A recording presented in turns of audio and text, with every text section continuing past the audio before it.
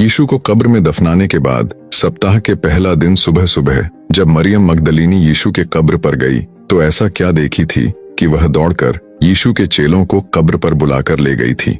आइए जानते हैं। यीशु मसीह के निधन के बाद सप्ताह के पहला दिन सुबह सुबह जब अंधेरा था तब मरियम मगदलीनी यीशु के कब्र पर गई और वहां पहुंचकर उसने देखा कि प्रवेश द्वार से पत्थर हटा हुआ है।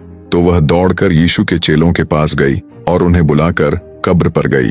और जब वे कब्र में गए तो उन्होंने वहां यीशु के कपड़े पड़े हुए देखे और उन्होंने उस कपड़े को भी देखा जो यीशु के सिर के चारों ओर लपेटा गया था। फिर वे आश्चर्य होकर अपने घर लौट गए, लेकिन मरियम रोती हुई कब्र के पास ही बाहर खड़ी रही। और जब कब्र में झुककर देखी तो उसने 2 स्वर्गदूतों को उज्जवल कपड़े पहने हुए पैताने पर बैठे देखी जहां यीशु का शव रखा हुआ था। तब कोमल चिंता के साथ स्वर्गदूतों ने उससे पूछा, हे नारी, तुम क्यों रो रही हो?